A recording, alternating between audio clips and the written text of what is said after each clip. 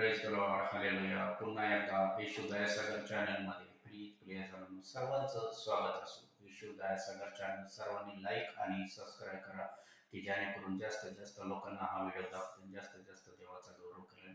मी देवाचा सुंदरसा म्हणणं तुमच्यासाठी घेऊन आलोय आणि देवाचं म्हणणं आहे योएल याचा 4था अध्याय आणि त्यातलं 28 वचन. परमेश्वराचं वचन सांगतं बघा, देवाचा आत्म्याचा वर्ष. परमेश्वराचा आत्मा लास्टच्या वेळी लहान थोरा होता. म्हणून तो प्रभू येशूने ज्यावेळेस आकाश स्वर्गरत झालं त्यावेळेस प्रभू येशूने सांगितलं, जाऊन संपूर्ण सृष्टीला काय करा, सुवार्ता घोषित करा.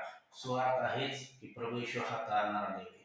2000 वर्षापूर्वी तो तुमच्या आमच्यासाठी आला, तो वधस्तंभावर मरण पावला प्रियजन, आणि मेल्यानंतर पुन्हा तिसऱ्या दिवशी जेवण झाला.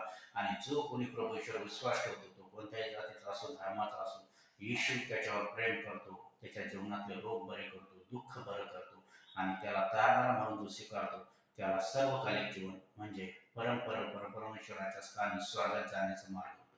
तारण फक्त येशूपासून झालेलं आहे. येशूच्या रक्ताने प्रियजनांनो आपण स्वतंत्र झालेलो आहोत. म्हणून येशूला मानलं पाहिजे आणि येशूच्या वचनावर विश्वास झाला पाहिजे. म्हणून तर देव म्हणतो, धन्य ते लोक जे माझ्या वचनावर विशेष विश्वास देतात आणि मला अंतःकरणात घेतात आणि माझ्या वचनाला. तर मी वचन वाचतो तुमच्यासाठी, देवाचा आत्म्याचा वर्षाव. ह्यानंतर असे होईल की मनुष्य मात्रावर मी आत्म्याचा वर्षाव करेन व तुमचे पुत्र कन्या संदेश देतील, वृद्ध स्वप्न पडतील व त्यांना दृष्टांत होईल व दास दासी यांच्यावर त्या दिवसात मी आपल्या आत्म्याचा वर्षाव करेन. पवित्र आत्मा लास्टच्या समय सर्वांवर लहान थोरावर उतरण हे देवाचं वचन सांगतं प्रियजन.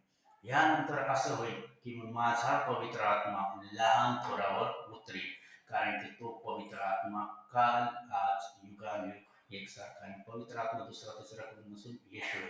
म्हणून तो येशू म्हणला, जे काही मी सांगन तोच तो पवित्र आत्मा ग्रहण करतो आणि तुम्हाला सांगतो.